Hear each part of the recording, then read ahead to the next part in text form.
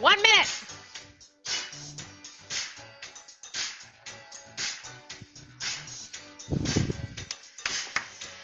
Woo. Ah, that's better. We got 1 minute, and then we're going to kick it off.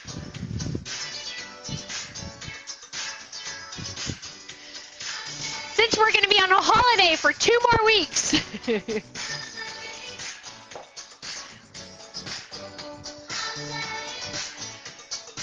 Okay, that music was just a little bit of irony, okay, people? So we just found out, like, I think maybe, I haven't even read the announcements because I'm actually back to the office working today, but I just heard the announcement that I think we're going to be shut down again for another couple of weeks. Complete bullshit. But anyway, that's okay.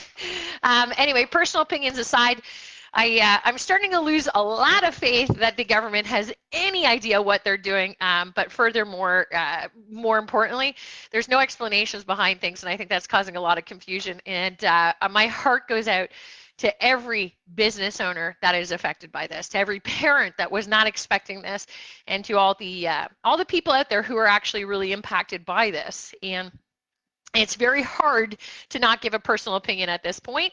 So I'm going to try to zip it on that and stick to what I think that the future market's going to hold for us in the next year. But I'm very disappointed. And of course, you know what?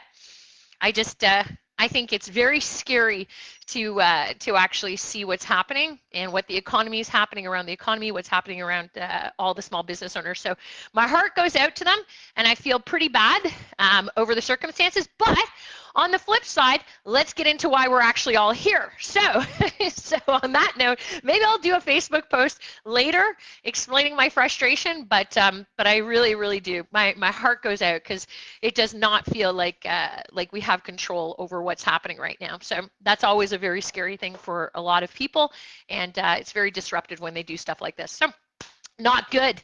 Onwards and upwards, though. Let's talk about what the next year looks like in Canadian real estate. So who the hell knows, right? Now, I titled this the year of what ifs, because there's a lot of different things that are going to be happening in real estate in Canada, in my opinion. Now, I want to kind of point out something before we get started on this. There are going to be a lot of people who are going to watch this, and they're going to say, I don't agree, or I think it's this way. Here's the thing about personal opinions. Personal opinions are based on most of our biases. So if you're a person who really sees a bias one way, then you're going to see information a certain way. If you see a bias a different way, you're going to see a different way. So realistically, what I like to look at is I like to say, look, I have my own biases. I look at my own way of information. I've been pretty accurate with what's happened in the past 2 years. So I kind of look at it as a whole, and I feel very confident about my decisions because we coach a lot of people in real estate, hundreds and hundreds and hundreds of top producers in real estate. So I can only really go on not just the facts that I'm seeing, but also what we're hearing from our clientele. Can that all change? Yes, it can all change. Evidently, it has changed. An hour ago, we were fine. Everything was open pretty much. You know what? Now, on Wednesday, everything's going to be different. People can't take that kind of stuff, and it has an impact on the economy, but it also has an impact on real estate. So let's talk a little bit into seriousness about real estate for a second. I've got lots of notes around me, so you're going to see my eyes go from here to there, so I apologize for this, but there's so much data right now that it's kind of overwhelming. So we're going to do a brief overview on what my thoughts and opinions are. And like I said, you may or may not agree with them. That's okay. We all have our own opinions, and you know what? This is uncharted territory. This is not a repeat of last year or the year before. This is a new year. There's going to be new problems, new issues, new things resurfacing. We're going on the 3rd year. It's very difficult. So it's hard to predict, but it's not totally impossible. So I want to first talk about what people are saying about the market bottoming out in real estate. First of all, we hear a ton of references to the 2008 crash in the United States. First of all, you can't compare the two essentially, okay? I don't think a lot of people even know what that is, okay, or what happened in the United States. United States had years of loose credit and basically financial wizardry, Okay, so let's just address that first. And that's what caused a housing bubble in the United States. And when housing starts to unwind, so did the connection globally, and it risks taking down the economy systematically. Okay, and I know this is, I'm trying to put it in layman's term so it's a little bit easier, but it wasn't housing that caused the 2008 bubble. Okay, that's what you have to remember. It would have been anything that loose credit was given to. That's what causes collapses. It's loose credit. The continued rising of debt, okay, to put it easily, that could not be paid back is the issue, or was the issue, and that will be the issue of the next crisis. If it's housing, then that's where it'll be, okay? But you can't blame housing, on the actual bubble. It's the loose credit that's being given that would ever cause collapses typically. So what you have to remember is that a bubble pops when people realize that debt can never be paid back. That's not the case right now. Okay, so when they realize that debt that they're consuming cannot be paid back, that is really when bubble pops. Okay, so when you hear people say the bubble's popping or the market's going to collapse, really what you want to really look at is to say, you know what, can people pay back the debt that they're incurring? If they can, then you know what, then there's less risk of it popping. Okay, there's less risk of it collapsing. And because easy credit was flowing in the United States, what it really does is main thing, it caused runoffs and it caused the assets to collapse. And that's like a really big point. It led to technology stocks in the 2000s. We saw that happen in the year 2000. Let's not forget that that's what happened there. It led to the crisis that's currently happening with Greece and Venezuela today, if you look at that as well. And many think that our system right now in Canada is way safer. We hear references quite a bit to the stress tests and whatnot, and that is slightly true, okay, that we have financial control safety guards that are happening currently, and they protect us against what happened in 2008, and that the cause is really understood. That's not the case though, okay? It's really not the case. What you really want to look at is there low income loans to housing and toxic assets that are tied to it. That's what really the combination that you're looking for in the housing industry that's going to cause collapses or whatnot. So while housing is safer, by the way, today than it ever was, the system is not. Okay, everything that's happening right now, is really kind of a little bit dangerous. They've never really done this before. These interest rates are historically, these are the lowest that they've ever lent out money. So they're testing this. So nobody can predict what's going to happen because it's never really been done before. So that's what you really have to look at. So you have to always watch the debt, and you have to really watch the system, and you have to watch the global economy. The global economy all plays with each other. So it's not just Canada. Canada is not just one housing bubble. It's all across the economy of the entire world will play into this, okay? So like I said, while housing is safer, the system to protect ourselves is really not. And with the credit continuing to advance globally, it's becoming a shell game, really. That's ultimately what a lot of economists are looking at. And the shell game is to watch where the next crisis is going to originate. And that's really what they're watching right now. And the shell game is actually moving to currencies itself and the entire economic system that's actually built upon it. So it's not, so in my terminology, I don't believe that we're going to see a Canadian crash of houses. I don't see that happening, although there are some patterns that you want to watch for. Okay, so it's really interesting to see that. And the whole system is built on what people borrow and what they're taking, regardless of the low interest rates. Are they able to pay it back? Are they able, when things change, or if inflation or deflation, if anything happens there, are they able to pay it back?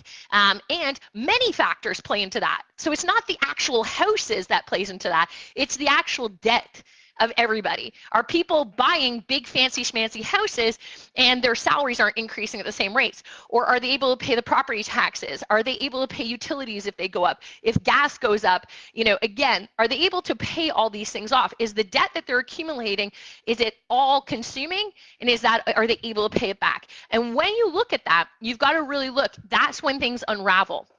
So really, if your debts, if people are spending way too much money or borrowing too much, remember, bubbles burst when people realize they cannot pay back what they've borrowed. Right now, because of the stress test and other things, they've gone all the way up to about a 5% interest rate. So theoretically, it should be okay. theoretically. But what you want to watch is you want to watch the debts. Okay, so you have to watch that, and you can't just watch. I saw somebody post this morning or last night or something like that. They posted a snapshot of just like 6 months, and they're like, "Look at us, we're doing great. We're not." And it's like, look, you can't just look at a snapshot. You have to look at everything. But we'll get into that. Okay, but a financial system based on credit, always remember this, is not, it's not just an exchange for money today, it's an exchange for money later. Okay, that's what you always have to remember. So what you can afford today, you have to be able to pay back later. And that's kind of why a lot of people think this stress test, though, is really bulletproof. But if you watch the news and you watch the economy, food prices are going up, everything, gas, I mean, it's outrageous. It's $1.41. It's absolutely insane. The supply chain is going to impact it. Each economy of each country works simultaneously to keep the system moving. So if one has a problem, another could have a problem, and then that's what we're watching. Like I said, it's a shell game right now. So you kind of have to really watch that. So the ultimate thing is in 2022, do I believe that the market is going to crash? I don't see that happening. I simply don't see it happening. Never have seen it happening in 2022. They are predicting some prices going up. Anywhere from 6 to 9% is what we're hearing. I like to think that that's probably a little too generous. I just don't see the prices jumping that much. That's my own personal opinion on that one. What you can also look at is the other thing when you're looking at statistics, no one country's GDP should be isolated. Every country's GDP, and those of you who don't know what a GDP is, it's 4 categories. First one is consumer spending or personal consumption. Second one is their investments. Third one is net exports, and the fourth one is government spending. And GDP tells you how each country is managing in all areas, okay? Now, the real estate in Canada accounts for a massive, I think it's almost at like 13 to 15% of the GDP. So Canadians, like, the government doesn't want to crash the housing market. It's literally a big contributor to GDP. So you have to really watch that. The government's not really going to do much in the sense, I think, of really hurting our housing industry, although I do personally think that these interest rates are just way too low, and what that's doing with this low interest rates, I believe personally, again, just a personal opinion, the low interest rates are the issues. I cannot believe the underwriters and the appraisers, I can't believe that they've approved the mortgages they've approved. To me, I don't think it's realtors' issue. I don't think it's homeowners' issues.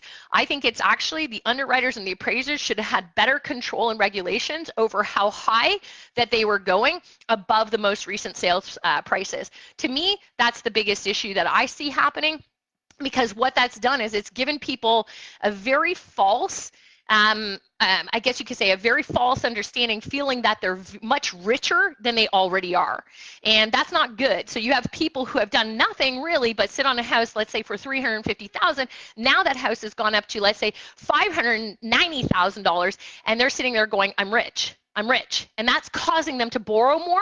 That's causing them to refinance. That's causing them to spend.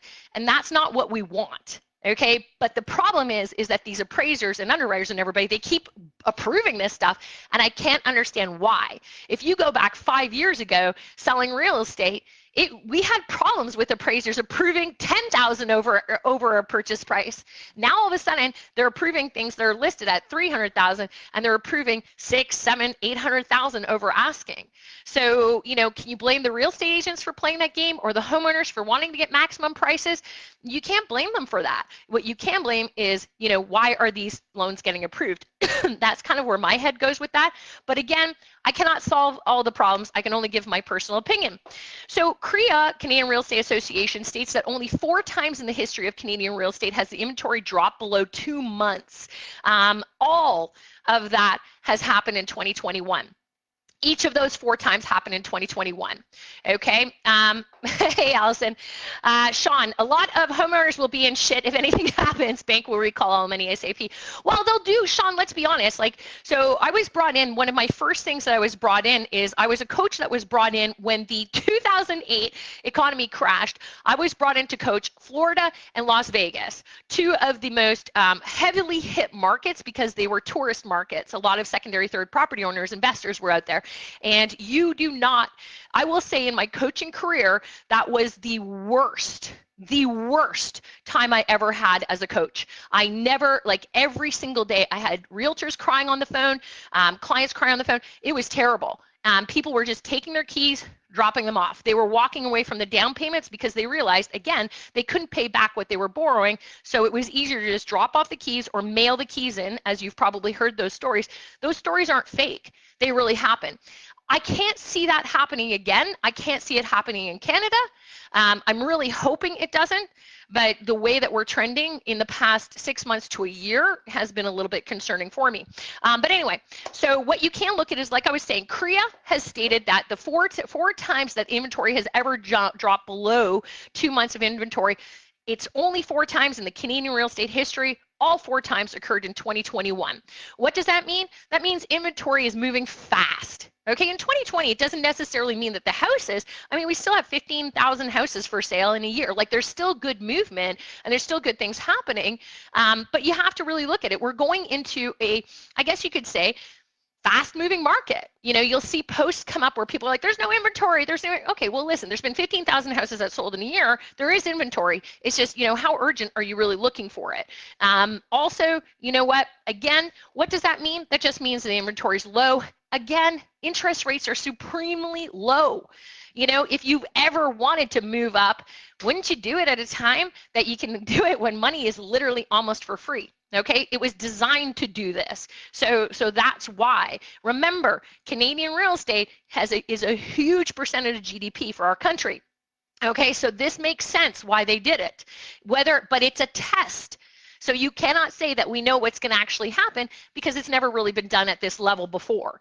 Okay, so it's completely, we're guinea pigs in this. So, you know, it depends on your risk, right? So, you know what, I don't know. I'm a high risk person, but I'll be honest with you, you know, it makes me kind of look around. I look at all numbers. I don't just look at one number. So the other thing you want to look at too is current homeowners today who are buying a house. This is unbelievable. Okay, I couldn't believe this stat. I almost had a heart attack with this one. Current homeowners are paying half of what current buyers today are paying. So basically, that's double the cost for shelter. When you look at it that way, it's not just home ownership, it's called double the cost of shelter. So the average homeowner that pays about $1,382, okay, and that was in Q3 of 2020. Okay, so they were paying about $1,382. Now it's gone up 127%. A home buyer today is actually paying $3,139 on average. Okay, that's interesting. That is very interesting. Okay, so a lot of people say, well, the low interest rates mean that you're getting lower payments, and that's amazing. Well, then that statistic doesn't make sense, does it? Okay, but it does. Okay, the average homeowner, you got to put all factors in play. The average homeowner that bought about 3 to 5 years ago is paying about $1,382 per month for shelter. Now the average household is paying $3,139 for shelter. Okay, so what has to happen? Obviously, salaries have to go up. I don't know about you guys, but I'm hiring in Ottawa. And I will tell you right now, I had a heart attack. Some of the experience level that I'm getting, and people who are entry level are wanting about $80K a year. Okay, so we're seeing it. And as a small business owner, what that's making me do, I'm looking elsewhere to hire. I'm going to other cities. I'm going to find talent in other cities. I can't hire locally. I can't hire 3 people at $80,000 starting a year just because their shelter now has gone up significantly. There's a big effect that this is going to have. So very interesting.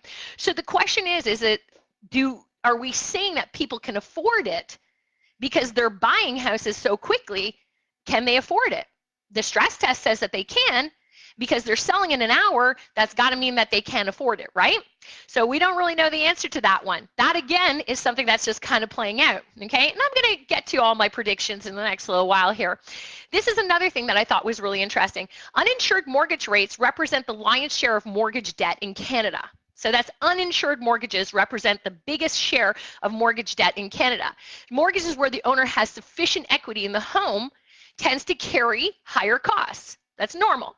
In October alone, $34 billion of new uninsured mortgage debt, 58%, okay, variable rate.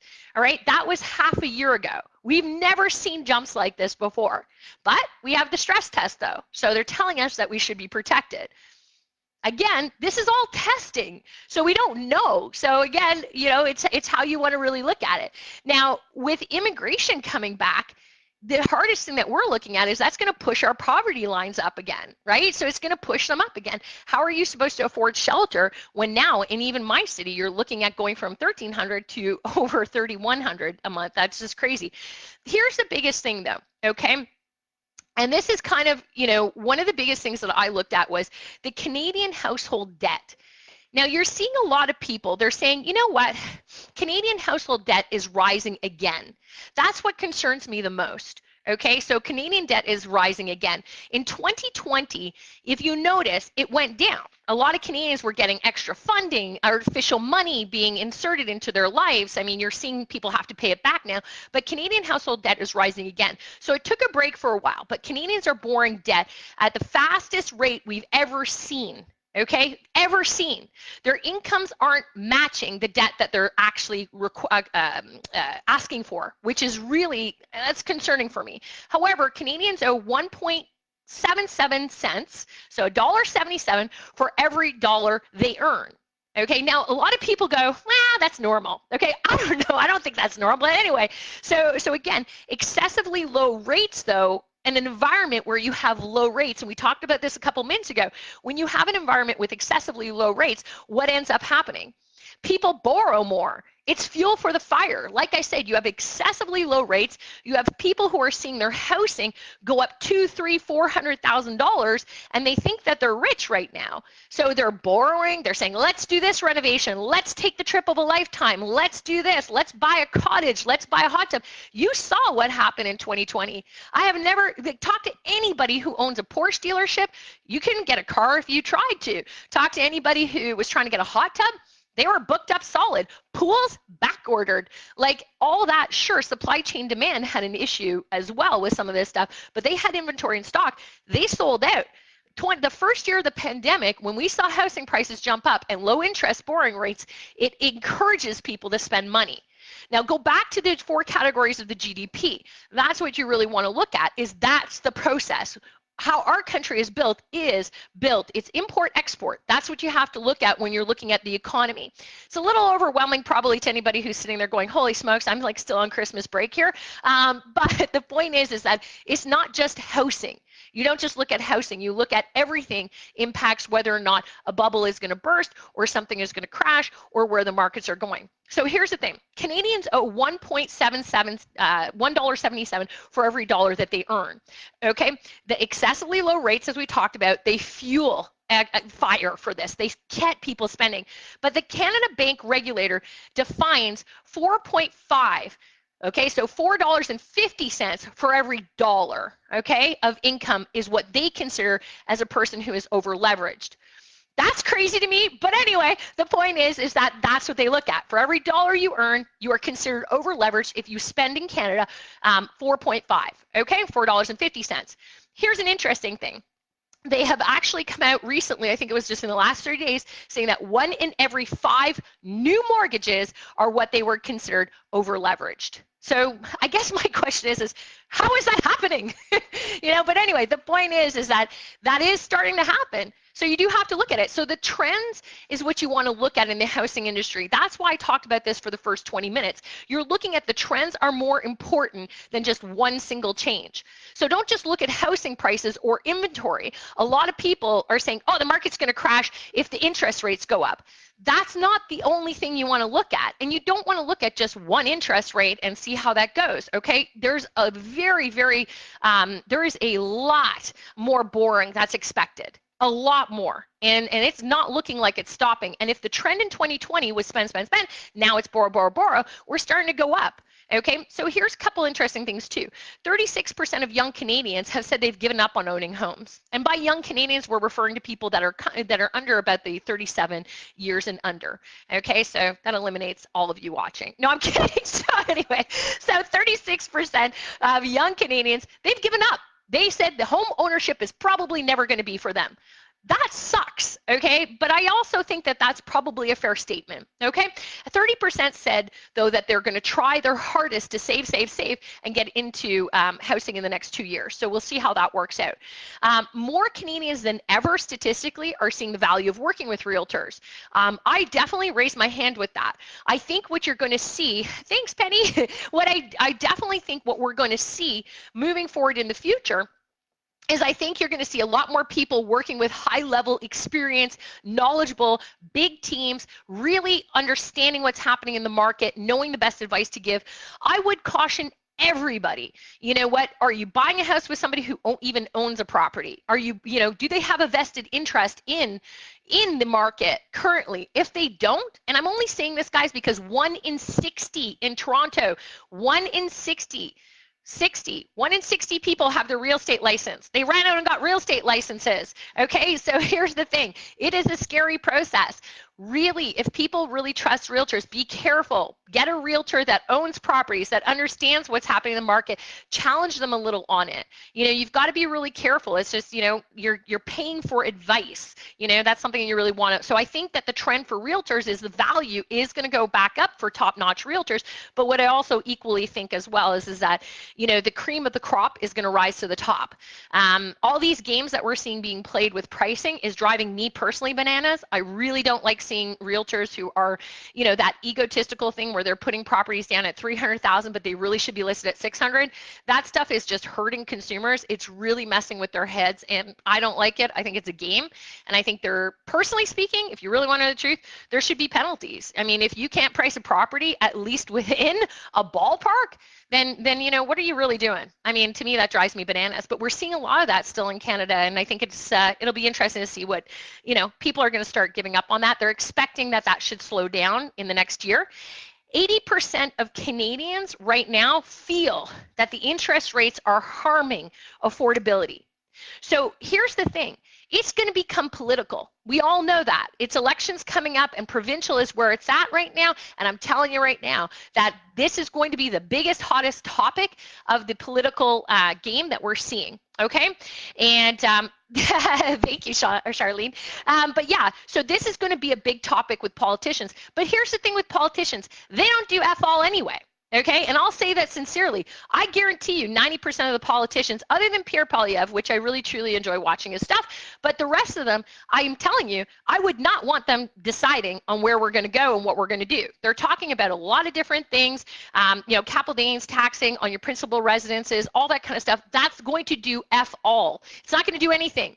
The challenge is if 80% of the Canadians are feeling that interest rates are far too low for housing right now and it's hurting affordability, listen, politicians need to listen to that. Okay, I'm telling you, it starts with the appraisers and it starts with the banks lending the money. It's ridiculous, okay? So, and honestly, do something about it. This is like cost of borrowing is so low right now. And so what we're seeing in 2022, to just kind of summarize up a few points, what we're seeing about interest rates, we're seeing that the interest rates will go up about 1 to 3 times. I'm saying 3 times it's going to go up. They have no choice but to do that. If you're looking at 80% of Canadians feeling that this is hurting us, they have to listen. They're ready for it. They've been dropping little pigeon crumbs around the things. I don't know what pigeon crumbs are, but whatever, they're pigeon crumbs. Anyway, breadcrumbs is what I meant, but for some reason I pictured a pigeon eating breadcrumbs and it came out the wrong way. Anyway, so face turns red. Anyhow, long story short, they should go up about 3 times in 2022. Predictability, I don't see it changing anything with the pricing because they're not going to be able to do it huge increments.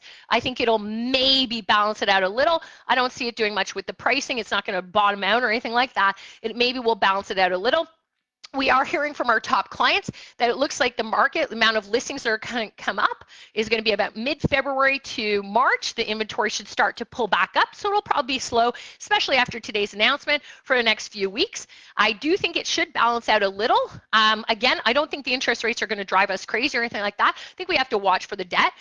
The luxury market, I still think is going to be strong. I think the luxury market will start to see a shift downwards, though, in the fall, where it's going to start to balance out. I think a lot lot of the people looking for luxury properties have made their move, or they're going to continue to make their move. So I think that'll be really good. And remember, the rich get richer sometimes, and they upgrade too. So the $1 million houses are now being bought by 27-year-olds, and the $5 million luxury houses are being bought by the people who own the $1 million houses. So the luxury market will still stay stimulated, in my opinion. I think that'll be totally fine. The trend is going to be creative financing. So you got to remember, all those younger generations who need to get into the housing market are going to look for creative financing. So I think that as anybody who's providing information on creative financing, that's going to be a key win for a lot of people. They're looking for creative financing options, how to get into the home market. The biggest trend is going to be condos. Condos are becoming higher and higher desirable, because obviously you need to get into the housing market, and there's got to be houses for those first-time younger buyers. So the condo market will go up quite a bit, which I think will be great. On the flip side as well, investors are crazy about the market. We know that. That is always going to remain strong. I still think as long as the rates are low, they're still going to do what they've got to do. On the flip side as well, let me think here. What else am I thinking about? There was so much I had to say, and now I'm like blanking out because I got 2 minutes left. So put it, fishing crabs, Anne-Marie, fishing crabs. But I think recreational areas. Hottest freaking trend, recreational areas. Okay, so if you are a realtor or if you're looking at properties, people are saying, let's go to the recreational territories. So we really have to be looking at, in my city, that would mean Perth, Smith Falls, all those areas. People are starting to look and say, I need to get into housing. I'm willing to go further now. I have no choices. I don't think we're going to see the prices drop bottomed out or anything like that. So I think that naturally the recreational territories and areas are the hottest areas for 2022. And that is recreational areas. I strongly believe that that's where things are going to start to go. People are finally going to say, listen, I wanted to live in the city. I missed it. All the people, by the way, who for 12 years have said the market's going to bottom out, those are the people that missed out. You know, we've been hearing that the market's going to bottom out for 12 freaking years now. So the truth is those people who said they were going to wait, they have now had the epiphany that they are SOL. And so all those people who thought it was going to bottom out, they're either going to give up entirely or they're going to start to move to recreational areas as well. But just remember, those areas that are hot little pockets, those areas that are recreational, I don't mean trailer parks or things like that. I mean areas that are about 35, 40 minutes out, beautiful areas that most people would think about buying a cottage in. People are going to be looking to build in those areas. They're going to look at buying in those areas. They're going to be looking at those areas. The other interesting thing to remember too in Canada is there's a massive backlog of senior citizens that need to get into senior citizen housing. Okay, so I think the number is close to 70,000. So there are tons of properties that are actually waiting to, when these seniors get into places, they are going to be looking at getting rid of their places. So there is a massive opportunity right there. So there are bubbles of housing that is going to come up. But the other thing you have to remember too is that we are incredibly slow at permits. Okay, so we are very slow as a country on permits. As a province, we are freaking terrible with permits. We need to get faster. So if the politicians are going to do anything, be careful who you vote for, watch out for it. But basically, this is going to be a tough market for listings coming out, but it will not be a bottomed out market. I think real estate is absolutely awesome as an investment. I think if you're smart, you buy your property, you get into it, you don't hold back, you pay it off double time, get into it as much as you possibly can, pay it down. And then you know what? If you're prepared to hold and stay on it, then holding your real estate has never been a losing game. It's never been a losing game in Canada. So hold on to it, enjoy it, and just remember, watch, okay? Every country's economic profile and GDP plays a role in what happens, okay? So hopefully you loved it. Keep me posted. I will do another one later. Bye, guys.